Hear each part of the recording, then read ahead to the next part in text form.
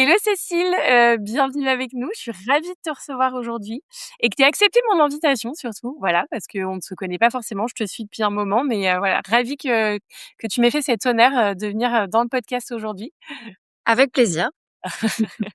Et beh, du coup, pour commencer, démarrons tout de suite. Est-ce que tu pourrais te présenter, comme tu veux? Voilà, Alors, s'il te plaît. comme je veux. Bah, écoute, moi, je m'appelle Cécile, j'ai bientôt 42 ans, j'ai 2 petites filles, donc je suis maman. J'habite aujourd'hui dans le sud-ouest, mais j'ai, pas mal, vadrouillé.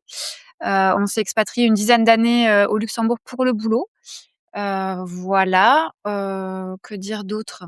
Je suis plutôt une personne, créative. Voilà, j'aime beaucoup, la déco, une grande passionnée de déco et j'aime, beaucoup aussi le patrimoine, français. C'est-à-dire j'aime, énormément, visiter, notre, charmant pays, parce que je suis, passionnée aussi d'architecture et je trouve qu'en France, on a cette chance d'avoir des bâtiments, magnifiques. Donc voilà, en quelques. OK. Bah, non, mais très bien, ça nous donne un petit aperçu, tout à fait. Hem, Juste si on devait donner tu vois, une météo à ta liberté aujourd'hui, qu'est-ce que ce serait? Est-ce que ce serait chantier en cours, grand ciel bleu, il y a encore des choses et cetera? Comment aujourd'hui, ouais, tu te sens? Je dirais ciel bleu, mais quand même avec, quelques nuages qui passent. Alors des fois, il y en a pas, c'est vrai, mais il arrive qu'il y en ait aussi, donc c'est, en perpétuel mouvement, mais je dirais en général, quand même un ciel bleu avec, quelques nuages. Et du coup, d'ailleurs, ce serait si tu devais définir un peu la liberté pour toi, qu'est-ce que ce serait? Enfin, aujourd'hui, hein, parce que ça a pu évoluer, je pense, mais aujourd'hui, si tu devais définir la liberté, ce serait quoi pour toi? Pour moi, aujourd'hui, la liberté, ça serait vraiment de dire que j'ai réussi, enfin, c'est mon sentiment aujourd'hui, parce que ça bouge tout le temps, comme tu l'as rappelé, mais aujourd'hui, c'est vraiment ce sentiment heu, d'avoir réussi à faire ce que j'ai envie de faire, ce que j'aime faire et ce que j'ai envie de faire, sans avoir, le poids, de quelqu'un qui, n'écoute pas forcément les idées, parce que comme je te disais tout à l'heure, je suis créative, donc moi, ce que Mmh. j'aime bien, c'est vraiment, aller au bout de mes idées et c'est vrai que j'ai souvent été frustrée, quand je travaillais, pour quelqu'un et aujourd'hui, finalement, d'être, à mon compte et de travailler, de mes mains, donc de créer de mes mains des choses, tout en ayant, champ libre, hein, vraiment, une possibilité infinie, de créer, c'est pour moi ça aujourd'hui, la vraie liberté. De manière générale, je trouve que c'est vraiment ce sentiment de liberté. D'ailleurs, je savais pas que c'était une de mes valeurs fortes, la liberté. Je l'ai appris au travers un coaching où vraiment c'est ressorti que, j'aimais être libre de mes choix, libre de créer, libre dans plein de choses et je me suis dit: «Mais oui, en fait, la liberté pour moi, c'est hyper important» et je pense que c'est pour ça que j'avais beaucoup de mal, à travailler en entreprise. Tu vois? Parce que je me sentais pas libre finalement. Tu as les contraintes horaires, tu as les contraintes, financières, de la société dans laquelle, tu travailles, tu as les contraintes hiérarchiques, parce que tu travailles avec des personnes que tu as pas choisies, donc tu dois faire en fonction de des personnes avec qui tu travailles. Parfois même, tu travailles dans une ville que tu as pas choisie non plus, donc tu as cette contrainte aussi, géographique où, bah, tu vas être éloigné de ta famille, tes amis parfois et cetera. Enfin voilà, c'est une multitude finalement de non-liberté et voilà et aujourd'hui, j'ai ce sentiment que, moi je suis libre. Je suis libre de mes horaires, je suis libre dans mon travail, je suis libre dans mes créations et finalement ça c'est le plus important pour moi. Voilà, OK. de me sentir libre. Mmh. Ouais, je partage, hein. Moi aussi, j'ai une valeur, liberté, sinon j'aurais sûrement pas créé ce podcast, très forte. Donc je partage carrément et d'ailleurs, c'est hyper intéressant ce que tu dis parce que justement, c'est vraiment la liberté de créer que j'avais envie un peu ou d'aller un peu plus loin parce que je trouve que moi, c'est un truc qui me fascine chez toi. Je te suis depuis quelques années et j'avoue, ça a beaucoup évolué là-dedans et je trouve ça dingue de se dire que tu arrives à créer toujours des choses nouvelles et des trucs enfin, moi, j'adore, je trouve ça vraiment fascinant, et c'est hyper cool et il y a des trucs qui ont l'air hyper accessibles. Tu te dis: «Ah ouais, mais moi aussi, je pourrais faire ça. En fait, en vrai, pourquoi pas?» Donc voilà, j'avais vraiment envie de creuser un peu ce sujet avec toi, parce que pour certaines personnes, tu vois, créer, notamment quand tu as l'impression peut-être de pas être doué de tes mains ou tu pas d'idée ou tu te dis: «Ah, ça paraît une montagne», les gens, ils voient ça plutôt comme un luxe ou un passe-temps. Toi, en fait, comment t'as et toi, c'est vraiment vital, tu viens de le dire, hein, c'est vraiment l'impression que tu vois qui ressort, donc je pense que du coup, c'est plutôt la réalité. Toi, pourquoi est-ce que, tu vois, faire de ses mains, sortir de sa tête, c'est vraiment ton mode d'expression privilégié? Est-ce que tu sais pourquoi c'est ça, toi, ou pas? Tu as toujours été manuel ou? Alors moi, je me suis pas rendu compte de ça, encore une fois, tout de suite. C'est-à-dire Mmh. que, naturellement, en fait, mes études, se sont orientées vers des études, créatives, puisque moi j'ai fait, une école de commerce avec une spécialité en marketing. Parce que depuis, je dirais depuis, que j'avais, 17-18 ans, on va dire l'année du bac où tu commences à devoir faire tes choix, tes vœux et cetera. Je m'étais dit: «Mais moi j'aimerais vraiment travailler en agence de publicité» parce que, la publicité, on réfléchit à comment, créer quelque chose, comment donner envie aux gens finalement de consommer ce produit-là et être créatif autour de ça, et je trouvais ça génial parce que parfois, bah, tu fais une publicité pour des éponges, bah, il y a rien de sexy, au travers de ça, et finalement, bah, il y a des créatifs qui font un travail, absolument, génial, et tu regardes la pub et tu fais: «Mais génial!» Enfin, et après presque tu te dis: «Bah, je vais aller acheter l'éponge parce que avait pas besoin», mais c'est, enfin voilà, tu as tellement été séduit par, le message finalement et le côté créatif que, et ça m'a passionnée pendant mes études. On a eu plein de cas et cetera.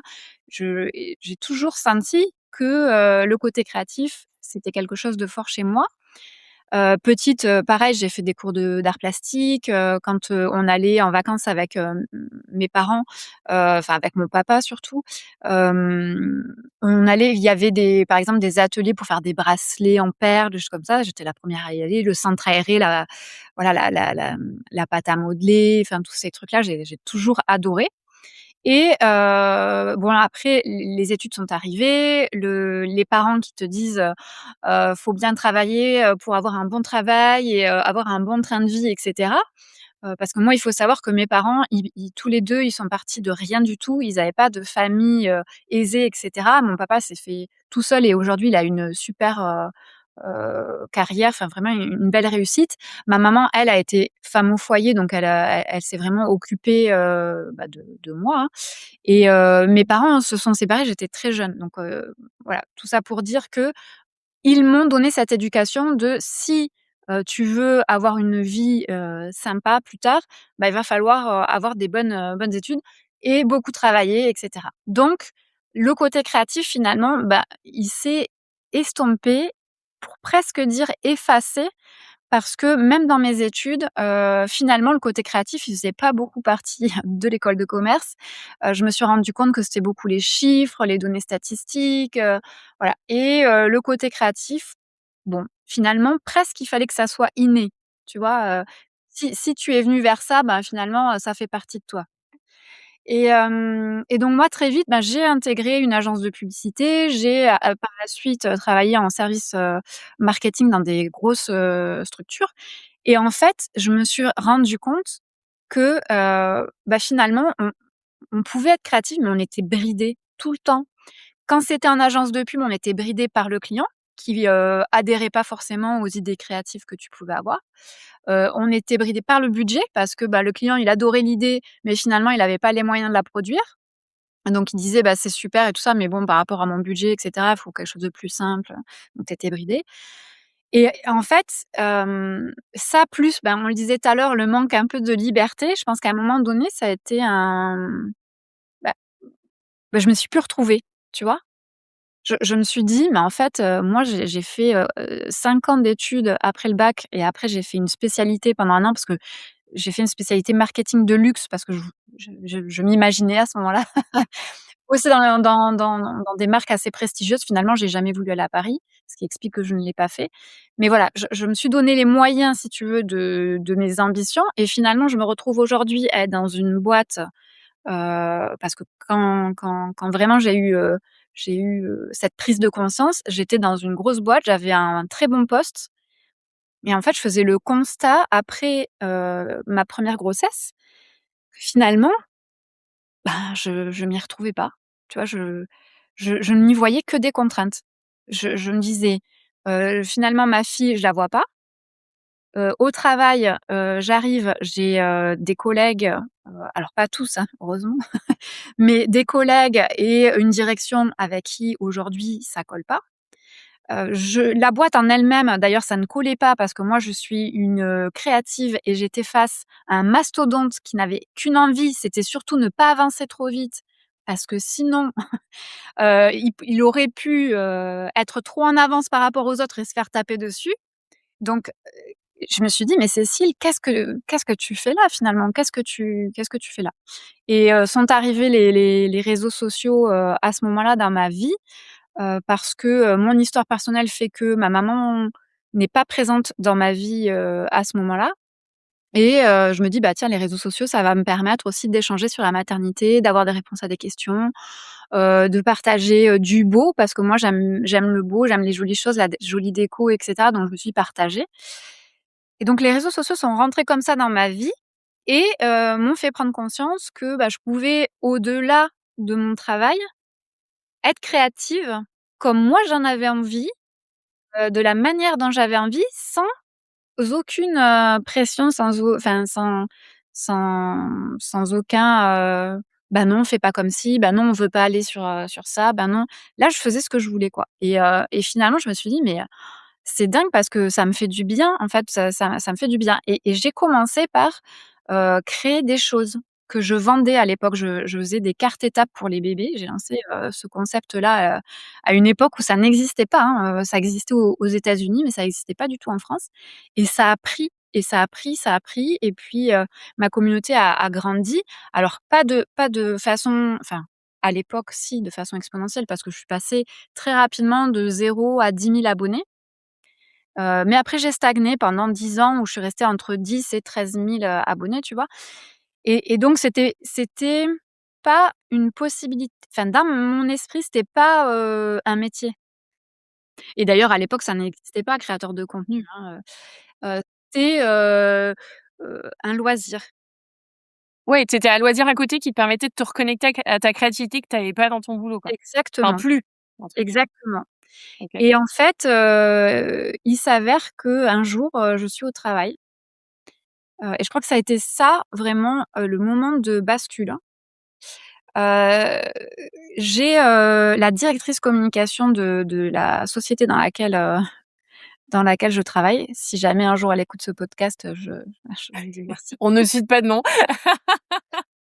Elle m'appelle et elle me sermonne, en me disant que, bah, elle a pris connaissance de mon compte Instagram et évidemment, moi, sur ce compte Instagram, à l'époque, je mets ni mon nom ni mon prénom. Je m'appelle toujours comme aujourd'hui, c'est-à-dire madame B et je vraiment, je parle de tout. Donc je parle que au travail, ça ne va pas et je parle de mes coups de moins bien, de mon burn-out. J'en parle aussi de mon burn-out à ce moment-là parce que je me dis, c'était une époque où on n'en parlait pas, où c'était un sujet tabou et d'ailleurs, tu avais du mal à dire pourquoi tu avais quitté, ton job, tu vois? Parce que c'était, «Oh, enfin», tu vois? C'était pas bien vu et et donc elle me dit donc elle est au téléphone avec moi, elle me dit: «Voilà, donc j'ai pris connaissance, de ton compte Instagram. On m'a dit que, tu parlais, de ton burn-out et cetera, c'est pas possible».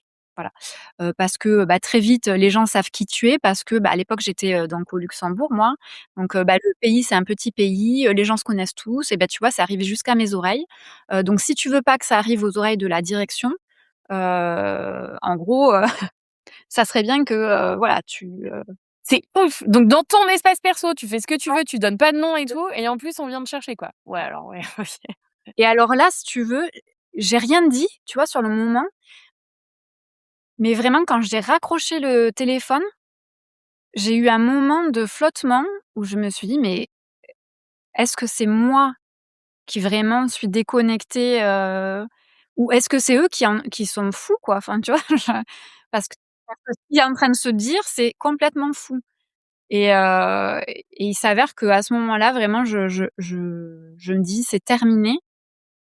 Vraiment, je me sentirais plus de m'investir dans cette boîte, en fait.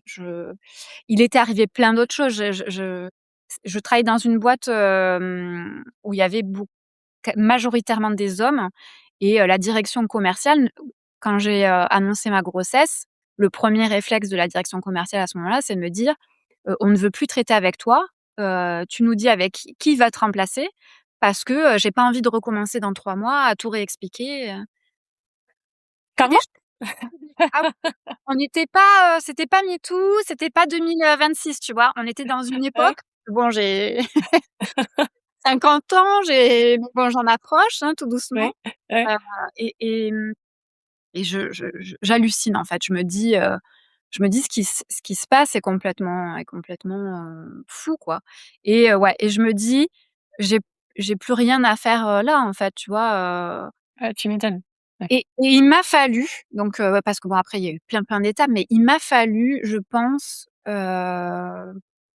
3 ans après, avoir quitté ce job pour prendre conscience de tout ce qui s'était passé et de la gravité, en fait, de ce que j'avais vécu et de ce qu'on m'avait fait vivre et d'ailleurs, aujourd'hui, on en parle souvent avec mes amis, qui me disent: «Mais, tu te sentirais capable, toi, de retourner, travailler en entreprise?» et je dis: «Mais absolument pas». Vraiment, ça m'a tellement atteinte qu'encore aujourd'hui, donc on est, plus de 6 ans, après, ça m'a, vaccinée. Vraiment, je et puis aujourd'hui, j'ai plein de témoignages d'amis et quand je vois comment ça se passe dans leur travail, je me dis: «Mais ça conforte cette idée-là de me dire que par rapport à qui je suis, à mes valeurs, voilà, moi juste déjà de comprendre, l'autre, de l'écouter, c'est, tellement important pour moi qu'une société qui n'écoute plus les gens et qui n'écoute plus ses collaborateurs, c'est, pas possible». Tu vois? Je me dis, c'est, Bon après, heureusement toutes les entreprises sont pas comme ça, mais c'est vrai que tu en as, quand même, pas mal qui, ouais, voilà. Je pense que j'ai aussi des exemples autour de moi et tu vois, qui sont pas bien. Il y en a où, bah, c'est mieux, il y a plus d'écoute, tu vois? Moi, je sors d'une société où on était en coopérative, en société coopérative, il y a beaucoup d'écoute. Tu vois? Je leur ai dit que j'étais pas bien, je l'ai partagé. Je leur ai dit que je voulais partir, ils m'ont aidée à partir. Enfin, tu vois? Je pense que tu as aussi des boîtes plus bienveillantes, mais ouais, il y en a et des ça bouge parce que tu vois, moi, plus ce que j'ai costauds, vécu quoi. il y a Ouais. 6 ans, je pense qu'aujourd'hui ça n'arriverait pas parce que justement, il s'est passé des choses entre-temps qui font que, tu vois, la réflexion du directeur commercial qui me dit, «Je veux plus traiter avec toi» et cetera. Aujourd'hui, je pense que ça n'arriverait plus parce que tu les mets au tribunal et C'est clair. et je pense il ferait plus le coq, parce que c'était le coq dans sa basse-cour, il ferait plus le coq, tu vois? Donc Oui, voilà, puis les gens le laissaient faire, en fait. Il y a aussi le: «Je me permets de le dire parce qu'on me laisse faire». Si mais quelqu'un lui parce que avait des dit, fois, «C'est ils le hyper sentaient déplacé», aussi, tu vois? Parce que comme ouais. c'était des hommes et qu'entre Ouais, hommes, c'est ça, tu vois, ouais. c'est un peu, Mmh. ouais, le coq et sa basse-cour, tu vois? Ouais, c'est, et donc pour moi, ça a été une bonne chose. Alors sur le moment, c'était très, très dur, hein, quand j'ai quitté, quand j'ai eu enfin ce burn-out et cetera parce que, le burn-out, même si tu reviens après d'un burn-out au travail, tu pas guéri, tu vois? Un burn-out, c'est toute ta vie après où finalement tu jauges si, tu es dans la limite de l'acceptable ou pas, quoi. D'ailleurs, ouais, dans de cette période, tu en es sortie comment? Enfin, tu disais, tu as fait un coaching, tu t'es fait accompagner. Comment est-ce que justement tu as pu, relever un peu la tête de tout ça et essayer de prendre du recul? Même si tu as Alors mis au du temps et début, c'est normal. perdu, c'est-à-dire Ouais. il y a eu un moment où je savais pas, je regardais beaucoup sur internet pour voir s'il y avait des gens, je tapais burn-out, j'ai subi un burn-out pour voir s'il y avait des témoignages de gens et voir comment ils avaient fait eux pour, et à l'époque c'est ce que je te dis, ça n'existait pas. C'est pour ça que j'ai eu envie d'en parler, à ce moment-là parce que si ça peut aider quelqu'un qui était dans ma situation il y a quelques mois à s'en sortir, c'est, enfin voilà, c'est juste une, ça serait génial, quoi. Donc je 1 truc, c'est ça. 2e chose, c'est je me dis: «Bah, il faut que j'aille voir un psy parce que c'est les psys et cetera» et en fait, je vais voir, ce psy enfin cette psy, parce que c'était une femme. Je m'assieds et en fait, elle me fait parler. Je me dis: «Mais moi, c'est pas ça, en fait, dont j'ai besoin. Moi, ce que j'ai besoin, c'est une solution pour, retourner travailler en le vivant le moins mal possible», tu vois? J'ai cela et en fait, la clé à ce moment-là, c'est même pas mon entourage parce que mon mari, il est désemparé, le pauvre, sur le moment. Il me dit: «Mais t'inquiète», à son truc, à ce moment-là, c'est me dire: «T'inquiète pas, ça va aller». Mais ça va aller, mais comment ça va aller? Tu vois? Moi, j'ai besoin de concret, quoi. Et en fait, c'est mon docteur, qui m'aide vraiment à ce moment-là parce qu'il me dit enfin, elle me dit, parce que c'était une femme aussi, elle me dit que donc déjà, elle me fait prendre conscience que ce que je vis à ce moment-là, c'est absolument pas normal et en 1re étape, fait, ouais. ça me ferait du bien Ouais. parce qu'elle me dit, «C'est ni ma mère, ni ma ni ma tante, ni ma copine, c'est une personne extérieure» et elle me dit que finalement ce que je traverse, c'est pas normal. Elle me dit: «J'entends que vous avez besoin de solutions et moi je vais vous en proposer une qui sera peut-être pas celle qui vous conviendra, mais au moins ça sera un premier pas, heu, qui pourra peut-être, bah, vous mettre, le pied à l'étrier pour d'autres pas à faire après» et elle me donne le numéro d'une sophrologue et je fais, quelques séances avec cette sophrologue et je me rends compte à ce moment-là que dans ma vie je ne respire pas. Enfin vraiment, je suis en apnée, quasi permanente, mais c'est et elle me fait prendre conscience de ça, cette sophrologue, elle me fait prendre conscience aussi du fait que je ne vais pas aux toilettes. Alors, désolée pour le sujet Non, mais et c'est vrai à ce moment-là dans ma vie, j'ai beaucoup de problèmes de constipation parce que, oui, je ne vais pas aux toilettes, je me retiens au travail, je suis là en train de travailler, et je suis tellement dans le flow du travail que je voilà et donc elle me fait prendre conscience de mon corps, de ce qu'il ressent, de et en fait, pour moi, c'était tout nouveau ça. Dans ma vie, personne, m'avait, voilà, m'avait pointé du doigt ces éléments-là qui étaient, finalement mécaniques et qui, pour moi étaient, naturels, on respire, parce que c'est vital et en fait non, j'étais en apnée, permanente et donc elle m'a appris comme ça à bien respirer déjà et après elle m'a donné des exercices à faire pour que, quand je retournerai, dans mon travail, finalement, j'arrive à, dans une situation compliquée, gérer ce stress-là par la respiration et en fait, moi, ça a été un des événements qui m'a aidée dans ce burn-out parce que, je me suis dit: «OK, je vais pouvoir y retourner et je vais pouvoir aller mieux», tu vois? Et de ce moment-là, j'ai fait un pas en arrière, en fait, dans mon travail. Moi qui étais très, à fond dans mon travail, toujours la première, toujours parfaite, toujours bien faire et d'ailleurs ma médecin m'avait dit: «C'est marrant, enfin c'est marrant, mais pour tous les perfectionnistes qui nous suivront, sur le podcast, heu, les gens qui sont perfectionnistes sont dans la majorité des cas des gens qui feront un burn-out parce que c'est dans cette, envie de toujours bien faire à la perfection qui fait qu'on arrive à un moment donné où le corps sature parce qu'on va toujours dans l'extrême, l'extrême, l'extrême, l'extrême et c'est pas plausible, en fait et là où ta direction peut-être pourrait, si elle était à l'écoute, bienveillante et cetera, te dire: «Cécile, là je pense que tu as bossé comme une comme une sur ce dossier. Là, souffle un bon coup, je pense que ça va faire du bien, hein». Non, il te pousse tout de suite dans un deuxième truc, puis dans un troisième et en fait, à un moment donné, le corps il plus les problèmes d'une entreprise, classique, auxquels chacun doit faire face. Mais voilà, ça a été, on va dire, la chose qui m'a fait remettre le pied à l'étrier et donc évidemment retourner au travail. Mais, on va dire comment je me suis sortie après de cette situation de burn-out, ça a été un long travail pendant plusieurs années, où j'ai, appris à me connaître. Qui j'étais moi? Je suis qui moi? Parce qu'en fait, une fois je rencontre, une de mes enfin je rencontre, je l'ai au téléphone, une de mes abonnées qui me dit: «Voilà, je veux me lancer dans le coaching, et du coup je te contacte parce que, je sais que, tu te lances» parce que moi je me suis lancée très vite après, être partie de la boîte où j'étais dans, bah, ce que je savais faire, le marketing, l'accompagnement dans le marketing et la com et donc cette personne me dit: «Voilà, moi je voudrais que tu me fasses toute ma com». Et bref, on échange ensemble, le feeling, passe et en fait, elle me fait prendre conscience de plein de choses et du coup, je décide de faire un accompagnement avec elle, et je me dis parce qu'en fait, je me connais pas. Parce que si je devais dire aujourd'hui, qu'est-ce que j'aimerais enfin, ce serait quoi ma vie de rêve? Qu Je sais pas répondre à la question et c'est quand même, dramatique parce qu'en fait, demain je viendrai à ne plus avoir de problèmes financiers, c'est-à-dire que, admettons je gagne au loto, je suis même incapable de te dire, finalement qu'est-ce qui me fait vraiment vibrer? Qu'est-ce que j'ai vraiment envie de faire? J'ai pas de contraintes financières et ça m'a fait prendre conscience que, le plus important et je le dis aujourd'hui à mes enfants, plus important dans la vie, c'est pas les études, c'est de se connaître. Parce que pour moi, si tu te connais très bien et si tu sais ce qui te fait vibrer, tu le feras forcément très bien, tu vois?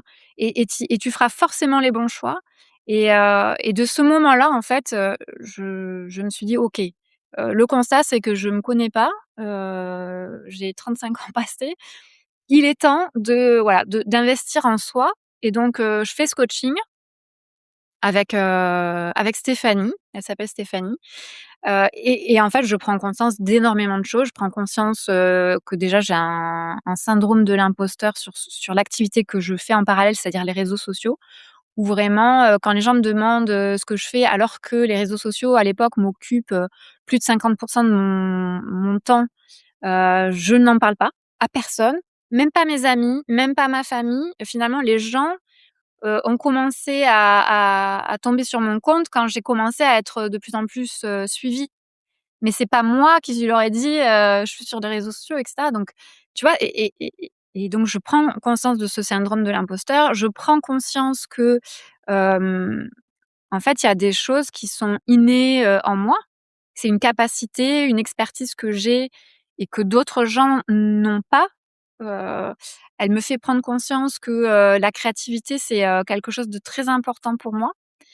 J'en prends aussi pleinement conscience parce que dans mon coaching, elle me demande, de demander à des gens de mon entourage professionnel, des gens de mon entourage amical et dans ma famille, de répondre à un certain nombre de questions et en fait, 100 des gens disent que je suis une personne créative et là, je me prends une grande claque, en fait. Je me dis, «Mais oui!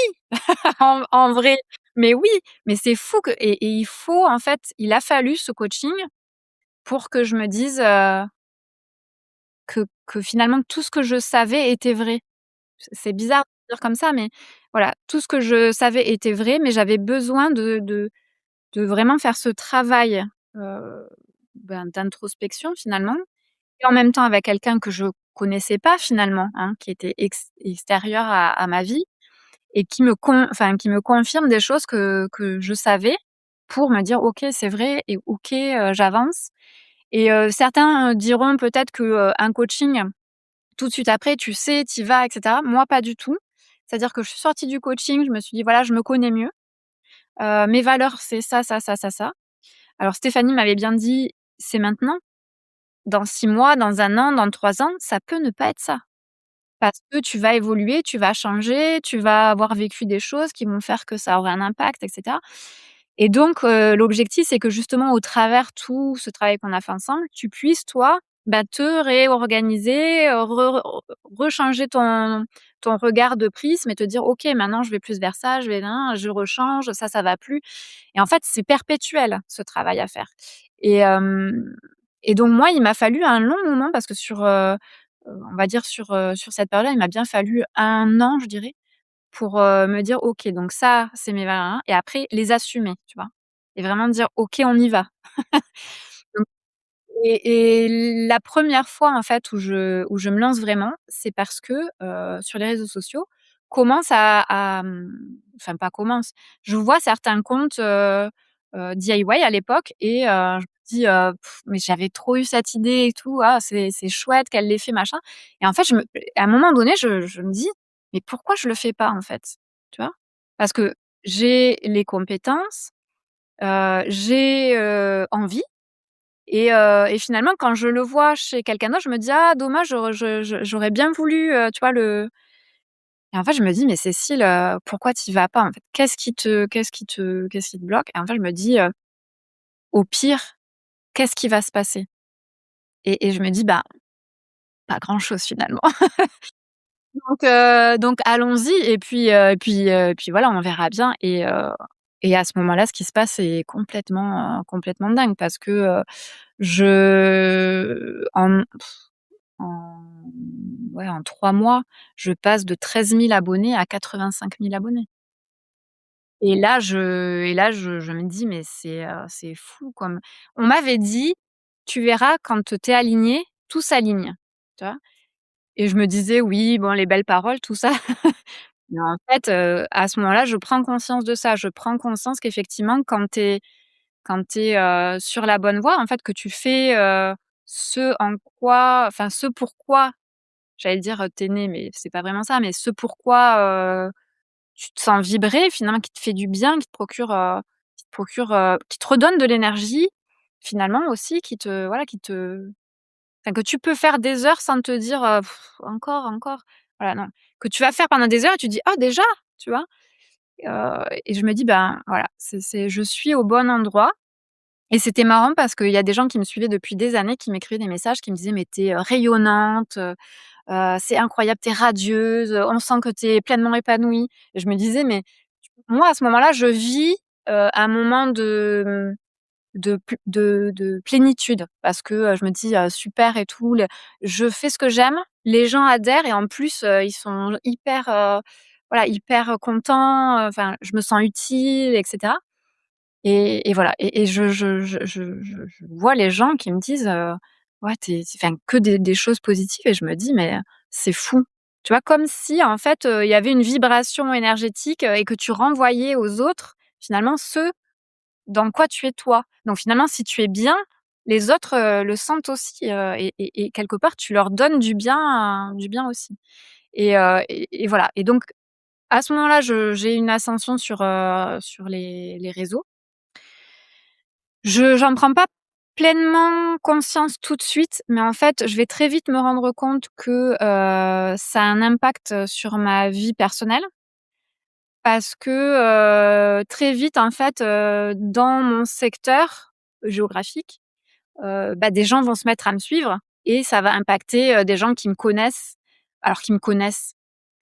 Ça va impacter, je sais pas, des gens de l'école, des gens, dans les commerces, alentours, et en fait, il y a un moment donné où je prends conscience de ça et ça me met un frein. Ça me met un frein dans ma créativité, ça me met un frein, dans mon moral, hein, dans, bah, cette vibration qui fou se commence à se Du rééteindre. Ouais. Du coup, pourquoi ça te met un frein? Parce que ça touche for potentiellement tes enfants ou alors on te reconnaît dans la rue et c'est ça qui te dérange? Enfin, c'est quoi qui Il y a te plusieurs choses. Il y a le fait que je me sens moins libre. parce que tu es regardée du coup, le regard des autres, Oui, proches? parce que, bah, tu te dis: Que vont penser les gens?» Parce que du coup, il faut assumer, tu vois? Parce que moi, en fait, j'ai toujours fait les réseaux sociaux en ayant l'impression de parler à pas grand monde, tu vois? Sans prendre conscience que déjà à l'époque 13 000 personnes, finalement, c'était beaucoup. Heu et sauf que quand c'est plusieurs dizaines de milliers, et que tu commences à croiser quelqu'un au supermarché, parfois, les gens qui viennent et qui me disent: «Ah et tout, je vous suis, j'adore ce que vous faites» et cetera. Là, je prends conscience et j'ai peur. J'ai peur pour mes filles parce que j'ai peur, qu'il y ait un jugement qui soit fait par rapport à mon activité, ça c'est clair. J'ai peur parce que, j'ai peur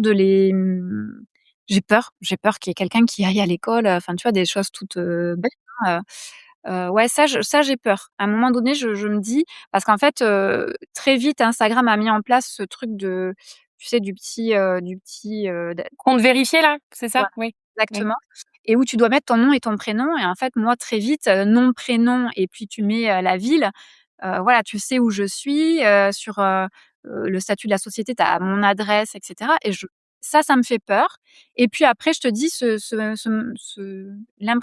impression de, bah, je perds ma liberté parce que, dans ce panel de personnes, il y a plein de gens que je croise tous les jours et ouais, je me sens moins à l'aise, tu vois? Moins à l'aise, moins libre de faire ce que j'ai envie, et même dans ma famille parce que, bah, mes beaux-parents, tout ça, enfin, tu vois? Et très vite, en fait, je me rends compte que, je fais beaucoup moins de face caméra, ouais, ouais, j'ai du mal à poster, et ça, je me dis: «Bon, ça va être un problème». Parce que c'est quand même, la base de ton travail, donc ça va être un problème, et ça dure, ça dure. Ça dure quelques mois quand même où vraiment et ça revient d'ailleurs parfois parce que pareil, après je suis passée de, 90 000 abonnés à, 150 aussi, très rapidement, et là c'est une autre dimension parce que, c'est ouais, c'est encore une autre dimension, c'est encore plus de gens, c'est parfois, des gens, du corps médical, donc tu arrives, madame B et tout ça. Et puis les gens, mais c'est toujours bienveillant, hein. J'ai jamais eu de mauvaise expérience. Je le dis parce que, je le dis d'ailleurs aux gens quand ils me voient, qu'ils hésitent pas à venir me dire bonjour, ça ne me dérange absolument pas. Au contraire, je suis contente de rencontrer les gens qui me suivent, et c'est toujours avec bienveillance, les gens sont toujours gentils. Mais ça fait bizarre parce qu'en fait, c'est des gens que moi je connais pas en vrai, et eux, ils c'est comme si, on était, de la même famille parce qu'ils suivent tellement nos aventures que, ils me connaissent bien. Ils savent tout, enfin tout ou presque, parce que, évidemment je montre pas, les moins bonnes «facettes» entre guillemets quand je vais pas bien. Mais même dans ma vie personnelle, je m'expose pas. Je préfère, prendre du recul, aller mieux et revenir quand je vais bien. Mais en tout cas, je le dis. Je dis: «Ah bah là, j'ai été moins bien», mais voilà, je rentre pas dans les détails et cetera. Mais voilà, c'est toujours bienveillant et tout ça, mais il y a cette prise de conscience que, et je crois que c'est mon mari qui me fait vraiment prendre conscience parce qu'à un moment donné, on va à un concert, il me dit: «Tu imagines, ça c'est, X milliers de personnes». Il me dit: «Tu te rends compte par rapport à ton compte Instagram?» Et à ce moment-là, je lui dis: «Mais non, c'est complètement fou». Parce que même en story, quand je me filme et que je parle chaque jour, jamais je me dis: «Mais c'est autant de gens qui regardent», et ouais, et je pense qu'il y a ouais, il y a eu un moment de rétropédalage où je recule parce que ça me fait peur, et où à un moment donné, au bout de quelques mois, je me dis: «Finalement, je vais pas avoir, enfin, soit je vis comme ça, c'est-à-dire que tout le temps, je me pose la question de me dire, «Est-ce que Pierre, est-ce que Paul, est-ce que Jacques, il va penser que, ça c'est bien? Est-ce que», ou soit je décide de complètement faire abstraction et en fait, je fais ce que j'aime, et finalement, on ne peut pas plaire à tout le monde, et ceux qui s'y retrouveront pas, et c'est arrivé, soit me le diront, soit s'en iront, et puis voilà, et puis finalement, c'est peut-être ça qu'il faut, c'est, être, voilà, être pleinement conscient de ça et être pleinement soi-même pour que, bah, ça fasse aussi peut-être naturellement le tri dans cette communauté, et que les gens qui se retrouvent pas dans ce que je partage s'en aillent, mais au moins je suis moi-même, tu vois? Et mais il m'a fallu quand même un long temps pour réussir à accepter ça, en fait, tu vois? Ouais, et du coup, est-ce que, tu vois, les outils que la coach t'avait donnés, ça t'a aidé? Ou alors plutôt la respiration? Tu parlais de ça tout à l'heure. Est-ce que tu as réutilisé des choses que tu avais pu réutiliser justement par le passé? Non, parce Heu, que c'était une situation vraiment très particulière. Et en plus, en fait, quand j'en parlais autour de moi, les gens ne comprenaient pas parce qu'en fait, tant que tu vis pas cette situation, tu te dis: «C'est du zèle». Enfin, tu vois, quelque part, c'est un peu ça.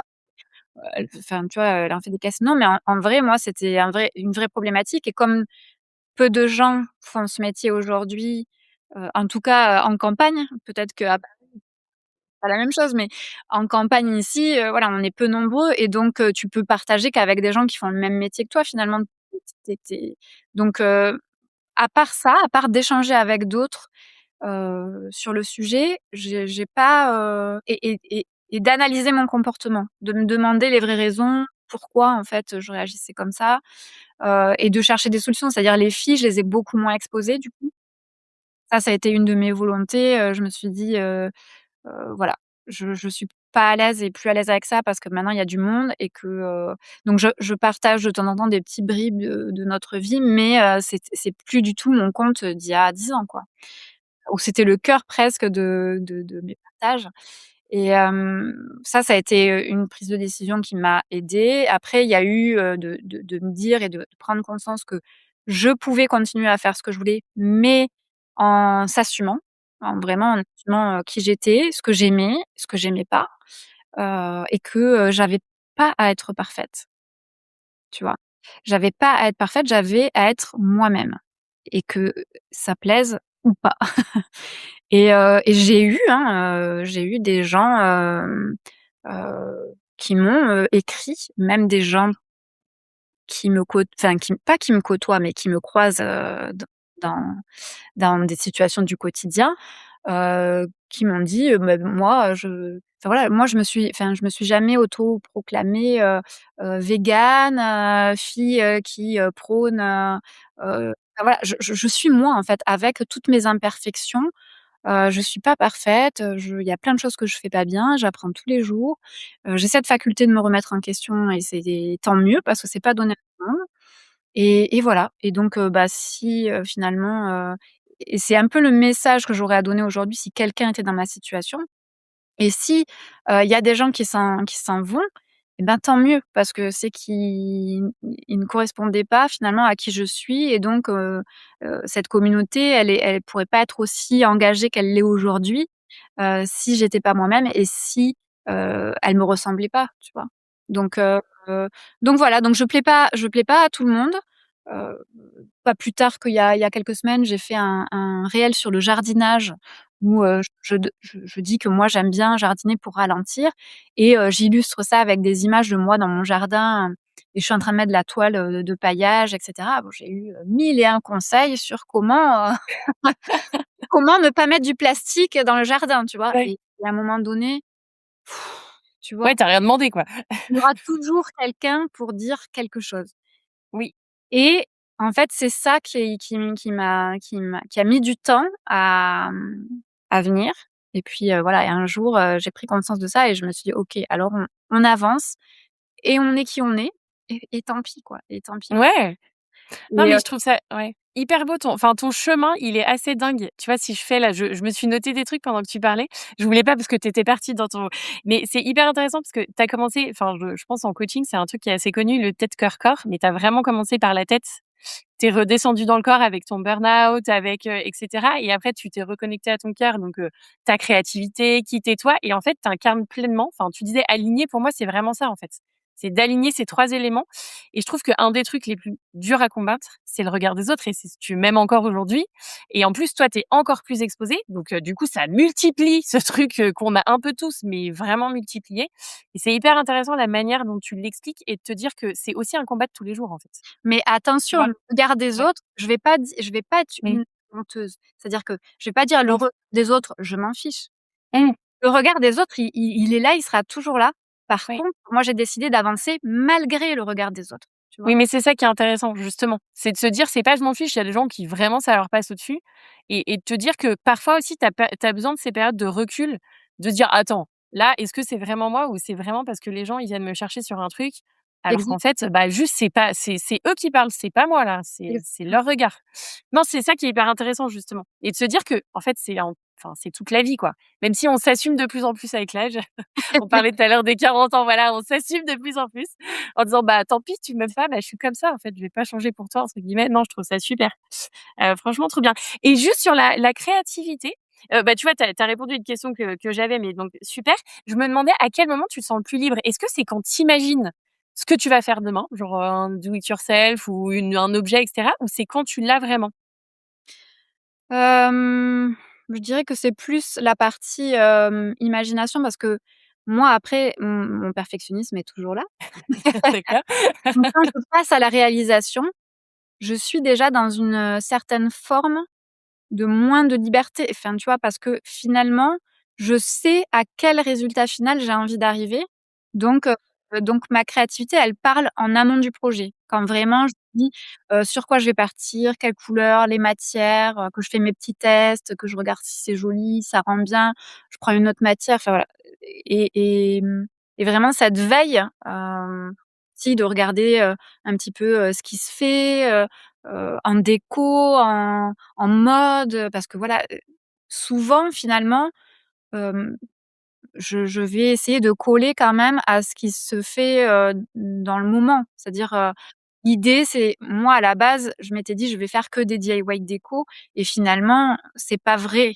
Parce qu'il y a des fois où je fais des DIY qui ne sont pas des DIY déco, parce que j'ai eu envie, j'ai eu envie à un moment donné de me dire: «Mais là aussi, laisse-toi libre».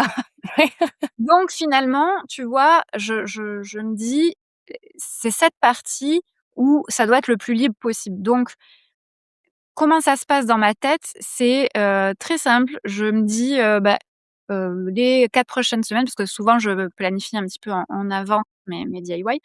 Qu'est-ce que j'ai envie de faire? Est-ce que j'ai des besoins à la maison?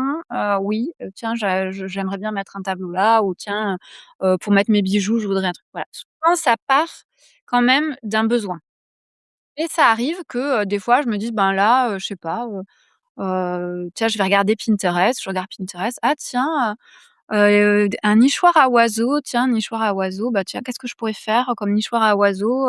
Ah bah, tiens, je vais peut-être me lancer, là-dedans avec, des briques de lait, parce qu'on a des briques de jus. On a les jus comme ça là, ça a la même forme et tout, je peux les suspendre et puis voilà, ça part comme ça et là je me dis: «OK, mais moi je veux que ça me ressemble». Donc je veux pas un truc hyper coloré parce que je trouve, parce que c'est pas moi. Et que les gens, i si je faisais un truc comme ça hyper coloré, puis qu'après je redevenais moi-même, ils se diraient: «Mais en fait, je m'y retrouve pas parce que c'est pas du tout, la première fois». Donc ça aussi très vite j'ai compris qu'il fallait être soi dans la création parce que tu attires en fait des gens qui aiment ce que tu fais et donc c'est ça, le plus important finalement. Et donc voilà, donc je me dis: «OK, les couleurs, en plus je veux quelque chose qui se fonde dans la nature parce que les oiseaux, tout ça, je veux pas les perturber», tu vois? Enfin, je veux pas dans des et après je me dis: «OK, qu'est-ce que j'ai à la maison?» Parce qu'à force de faire des DIY aussi, on a une maison qui est remplie et donc j'aime bien quand même, essayer de réutiliser des choses que j'ai, déjà et des choses que j'ai déjà achetées ou fait acheter à mes abonnés parce que j'aime bien que ça puisse leur être utile plusieurs fois.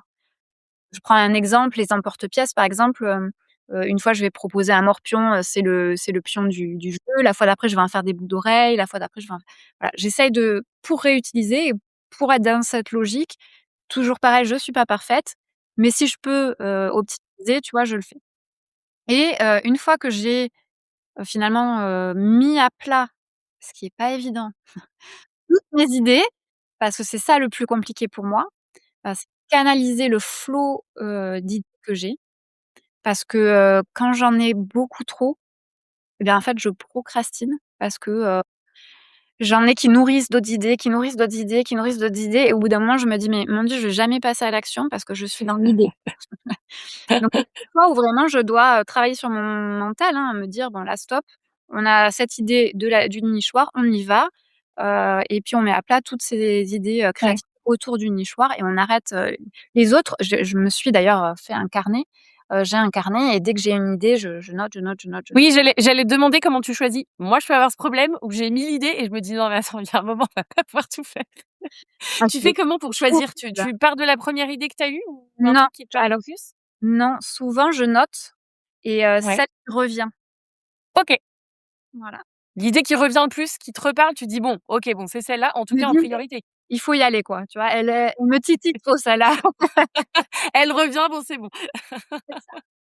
Donc voilà, c'est comme ça que je fais souvent le choix et voilà et après j'avance. Une fois que j'ai mon mood board entre guillemets avec, les matières, les idées, heu, je fais pas de tests réels. Moi j'y vais, au feeling.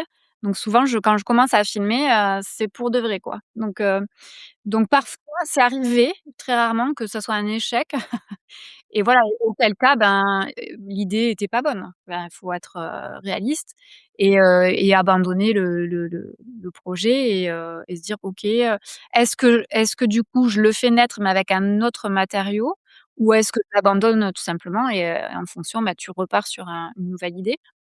Mais je reste assez libre aussi là-dessus. Voilà, je lance les caméras, je commence à créer mon truc et parfois ça suit pas exactement, l'idée de départ, mais voilà, c'est aussi ça, la création donc l'objectif pour moi, en tout cas, c'est d'avoir un rendu final où je suis, contente, tu vois? Où je me dis: «C'est beau, je suis contente». on peut y aller quoi, tu vois? Ouais, ouais, de beau pour toi d'abord et ensuite ça peut plaire aux autres, c'est bien, mais d'abord, OK. Ah ouais, pour moi, si moi ça me plaît pas, ça sort pas d'ici. J'allais te demander justement, est-ce qu'il y a beaucoup de choses là dans toutes tes idées? Il y a quoi? Une idée sur 10, 2 sur 10 ou tu as des projets? Vu que tu te lances d'un coup, il y a bien des trucs que tu rates. On fait pas toujours des trucs de fou, quoi. Non, écoute, franchement, je me rate rarement. Je veux pas être prétentieuse. Non, mais ça veut dire que tu es en phase avec tes idées et tu arrives à les réaliser, quoi. Ouais, ouais, je alors par contre, il y a des choses, où je vais mettre longtemps à me lancer parce que je OK. procrastine le fait de me louper, justement, tu vois? D'accord.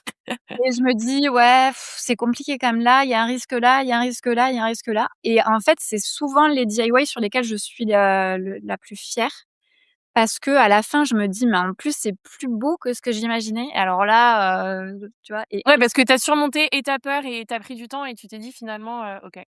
Et en plus, ça fait du bien parce que, du coup, ça te rebooste, en fait. Ça te donne un coup d'élan où vraiment tu te dis: «OK, bah, ce genre de projet, je peux y retourner parce que vraiment». Mmh.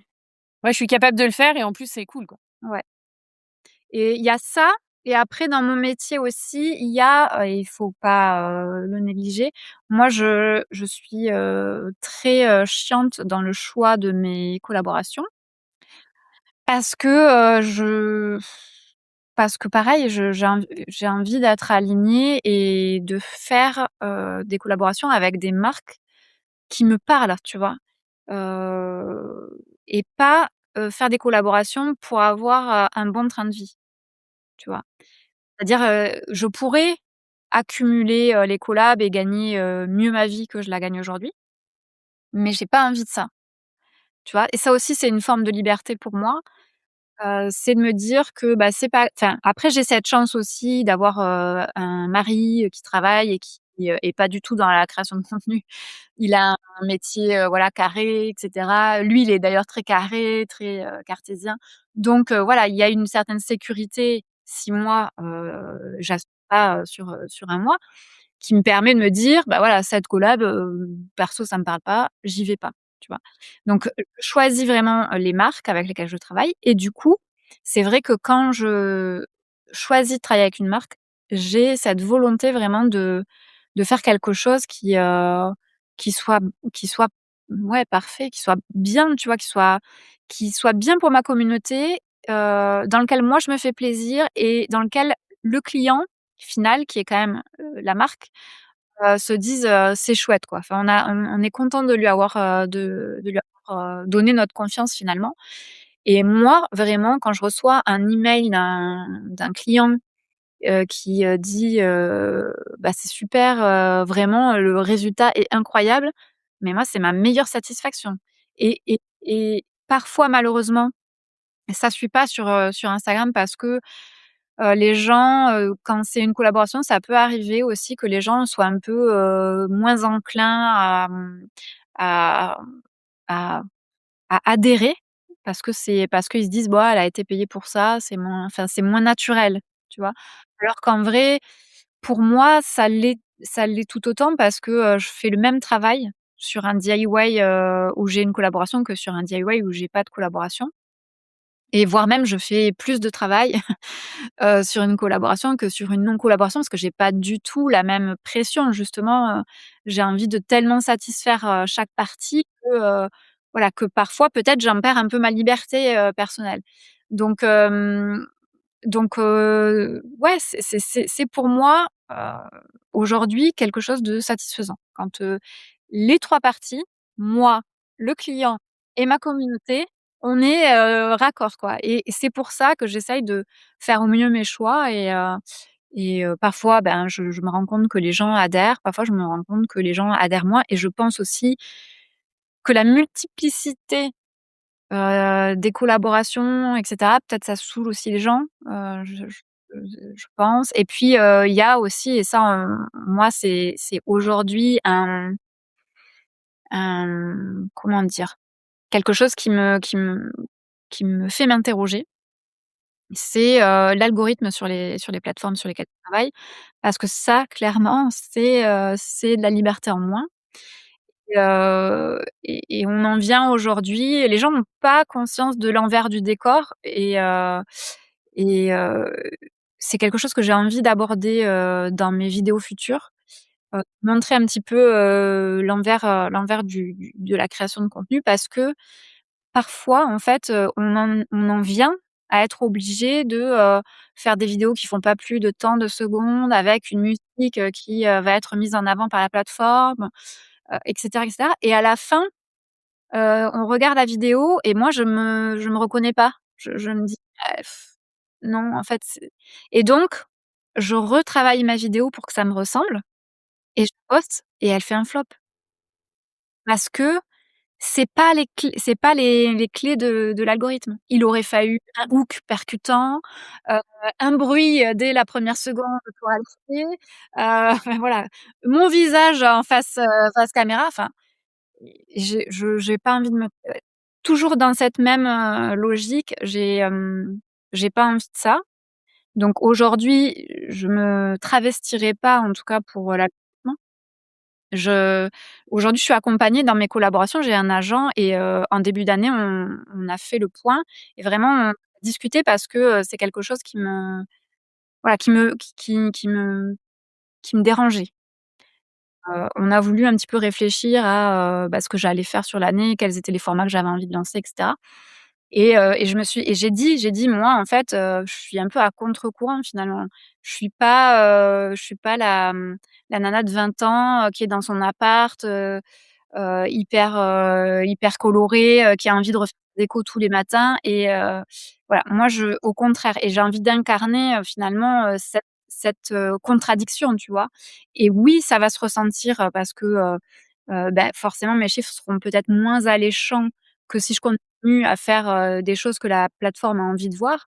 Mais en vrai, qu'est-ce qui compte au final?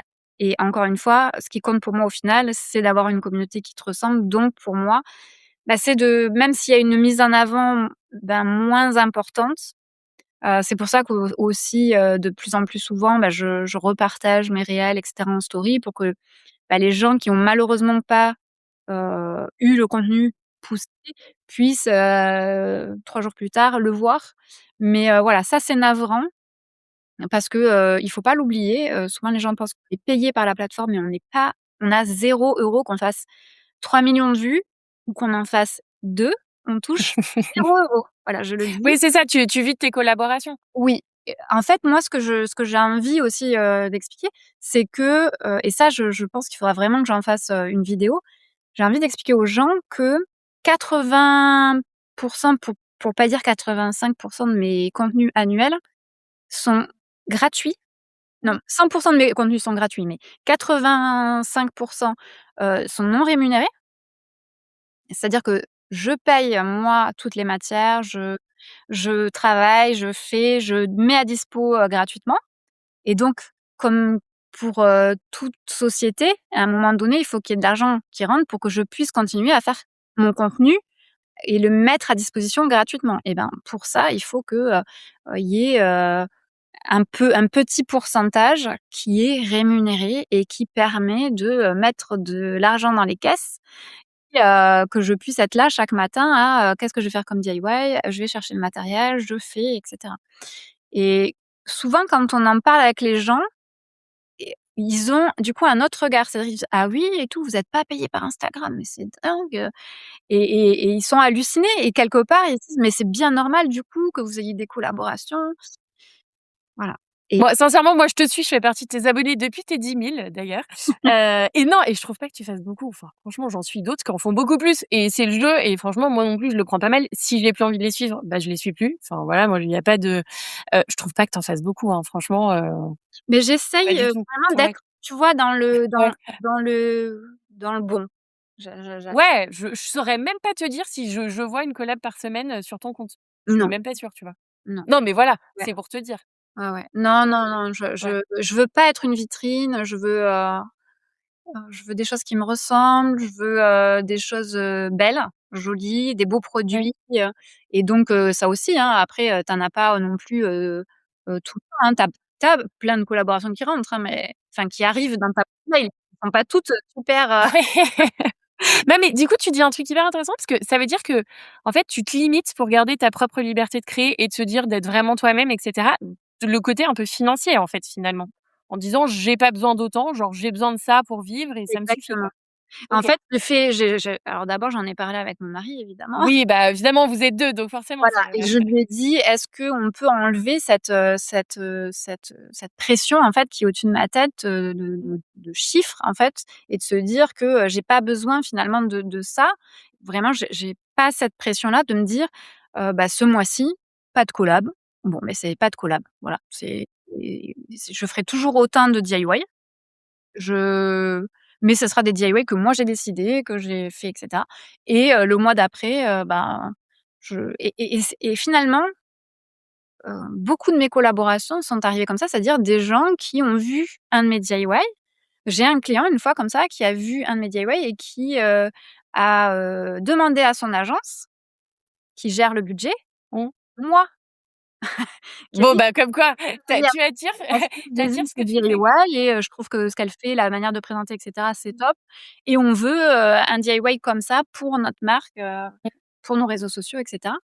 Et donc c'est arrivé comme ça et il y avait même pas de négo, sur le budget et tout, c'est et moi, c'est ça, j'ai envie de ça, j'ai pas envie de franchement, quand je reçois des fois, mon agent, il m'envoie alors il fait un pré-tri, mais des fois il m'envoie, aussi, des choses et des fois il y a des choses tu vois, moi, les gens qui font les assurances scolaires en septembre, moi, je peux pas faire ça. J'aurais l'impression de ne pas tu sais, les gens les gens qui ont Bah, ça va pas avoir avec ton fait contenu, ouais. tu sais, les hommes sandwich là, j'aurais l'impression d'être vraiment cette personne-là et je peux pas.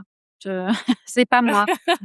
Ouais, ce serait bizarre dans son contenu. Je comprends. Ouais, ouais, mais il y en a plein, je pourrais t'en donner plein des comme ça. Ouais. Voilà, il y a plein de choses, c'est non, parce que ça n'a pas lieu d'être. Moi, j'aime les choses qui s'intègrent naturellement finalement dans ce que je fais, voilà, de ce que je propose et cetera et ou alors des choses, qui sont, incroyables, enfin des marques, des belles marques, où je me dis: «Waouh, c'est super et tout, j'adore, j'aurais jamais pensé pouvoir collaborer avec» et j'y vais parce que je suis flattée, contente, et quelque part, c'est une reconnaissance aussi de mon travail donc voilà et après, bon, bah, c'est le jeu. Il y a des marques qui te contactent parfois et qui te disent: «Ben, on adore et tout ce que vous faites, on aimerait collaborer, tout ça, mais on n'a pas de budget» et moi aujourd'hui, ces collaborations-là, je peux pas, tu vois? Mmh.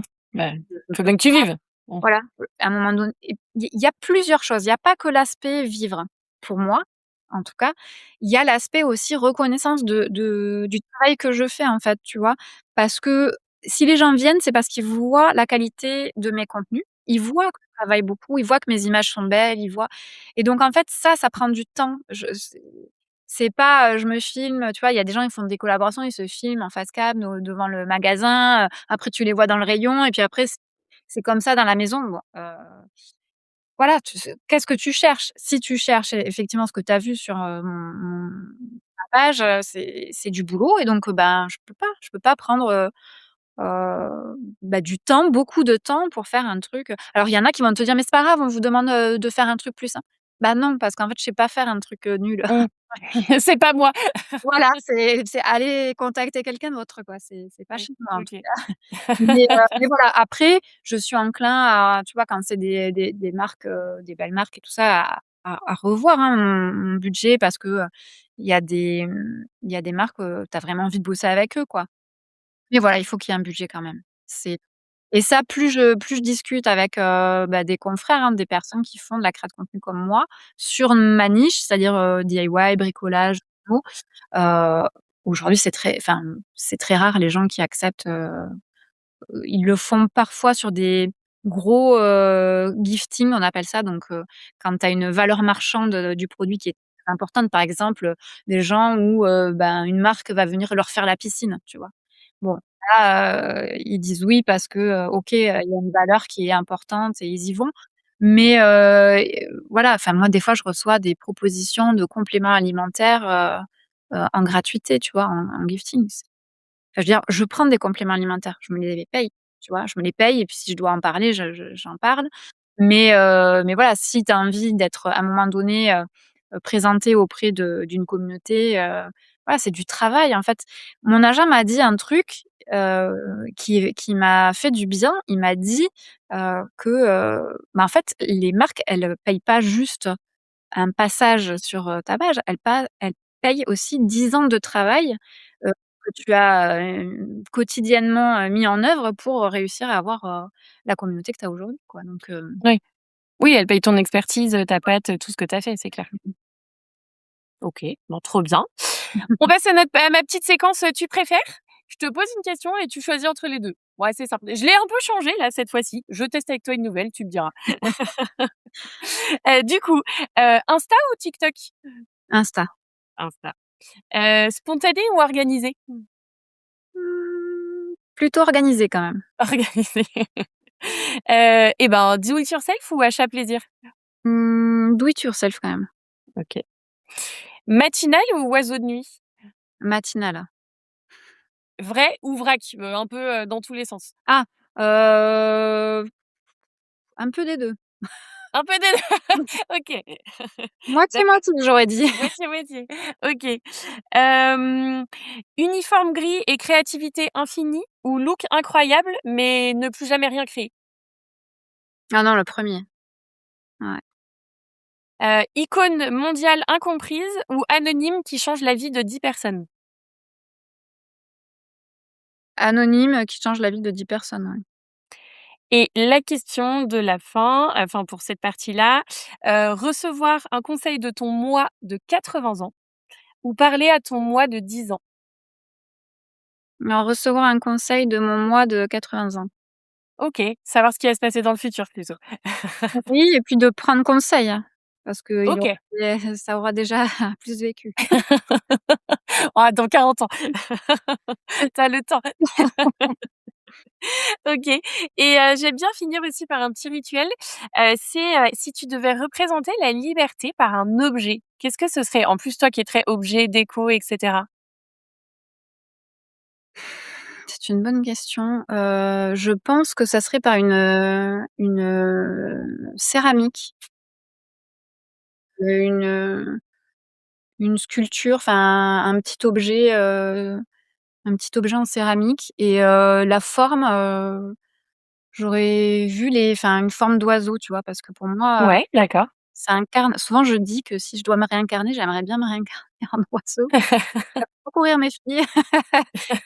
Mais pourquoi? Je dis: «Bah, parce que ouais, ce champ des possibles et le fait de ouais, de planer comme ça, de ouais, tu as envie d'aller à un endroit, tu es libre, enfin ouais, OK. mmh. Bon, bah, super. Très bien. Une chanson que tu aimes bien, soit qui représente la liberté, soit qui te met justement en good vibes, que tu mets peut-être pour bosser ou alors quand tu dois créer quelque chose? Alors moi, la musique, c'est aussi quelque chose d'important dans ma vie. J'écoute beaucoup de musique, Ah! OK. parce que ça me redonne de l'énergie, tu vois? Mmh. Et donc il y a des quand ça va moins bien, souvent des musiques un peu tristes comme ça qui voilà et puis, quand, je suis hyper dynamique, des chansons un peu plus rythmées. Mais alors t'en donner une, Ouais, une que tu aimes bien, il peut y en avoir plusieurs ou un artiste que tu écoutes souvent, j'en sais rien. Bon, ouais. mon groupe préféré, c'est Coldplay. OK! Voilà, Coldplay, donc d'accord. et Coldplay, toutes leurs chansons sont magnifiques donc OK. l'une d'entre elles, au hasard. Au hasard, Coldplay. OK, super Ouais. et si tu avais un livre, alors qui représente pas forcément la liberté, mais qui t'a peut-être aidé ou qui t'inspire ou qui t'a fait réfléchir, qui t'a aidé à un moment donné de ta vie, ce serait lequel? Alors moi, je lis beaucoup, de livres de développement personnel, Ouais. toujours aussi dans cette envie de mieux me connaître, mieux me comprendre aussi, Mmh. ma façon d'agir, de voilà et il y a un livre, à un moment de doute que j'ai lu, sur conseil d'une photographe avec laquelle j'avais travaillé et qui m'a, fait voir, ma vie professionnelle autrement. C'est «L'effet cumulé».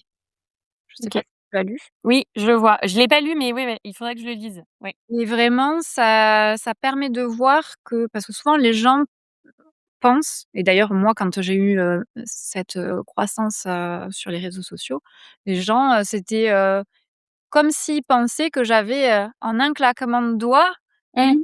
cette communauté. Mais en vrai, il s'était passé 10 ans entre le début Mmh. et ce moment-là et en fait, qu'est-ce que et ce livre fait prendre conscience de ça. Qu'est-ce que finalement, il faut faire et il faut faire plein de petites actions qui, de manière cumulée, alors plein de petites actions, pas n'importe quoi, mais des actions qui servent en fait tes objectifs, de manière cumulée vont te permettre d'avancer en fait vers ce chemin qui est, le tien et ce Mmh. vers quoi tu veux aller et ouais, c'est un livre qui m'a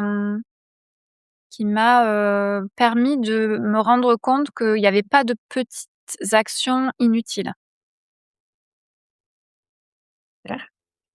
Et d'ailleurs, du coup, ça c'est la dernière question. Tu as donné un conseil, hein, déjà tout à l'heure, mais s'il y a vraiment des gens qui doutent, justement, qu'ils ont dans des périodes de doute, bon, bah, sûrement tu leur conseillerais peut-être de lire ce livre, mais est-ce que tu aurais un dernier conseil à donner, vu ton chemin en plus, sur ton développement personnel et tout le chemin que tu as fait, jusqu'à aujourd'hui, à des personnes qui doutent, qui se posent des questions, qui savent pas trop et cetera, qu'est-ce que tu leur dirais?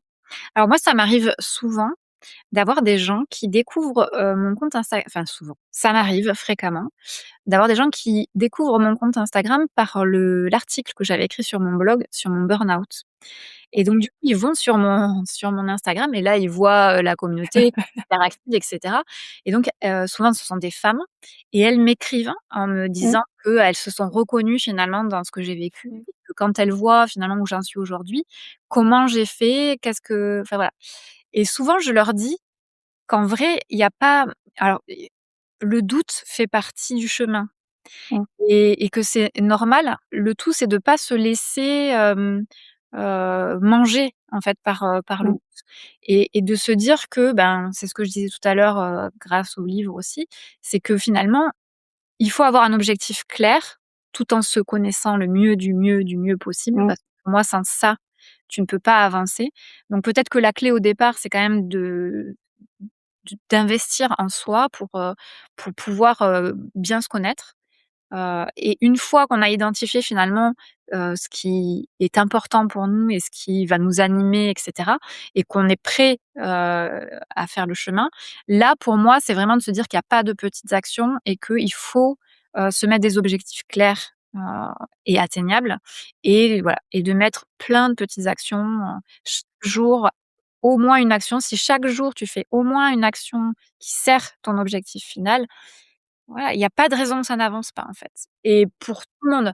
Alors après, il y a des gens qui auront des réussites plus rapides que d'autres, il y a des gens, qui auront des réussites plus, importantes que d'autres, mais en vrai, c'est pas ça qui compte parce que, ce qui enfin, pour moi, par exemple, heu, il va y avoir quelque chose qui va être représentatif pour moi, par exemple, un montant de salaire, un nombre de collaborations annuelles et cetera et puis un autre créateur de contenu, il va pas du tout être, sur la même vibes que moi. Lui, c'est, 10 fois plus, voilà. Donc en fait, le tout, c'est d'être en accord avec soi-même. C'est-à-dire que, il faut savoir ce qui nous satisferait à nous, quoi. Donc voilà, il faut pas, c'est pour ça les objectifs, je dis bien atteignables parce que ça sert à rien de se mettre des choses, complètement, farfelues. L'idée c'est voilà, moi, qu'est-ce que j'aimerais dans, 2 ans, avoir comme, salaire, comme vie, comme métier, comme, stabilité ou pas, voilà. Il y a des gens qui, moi j'ai accompagné,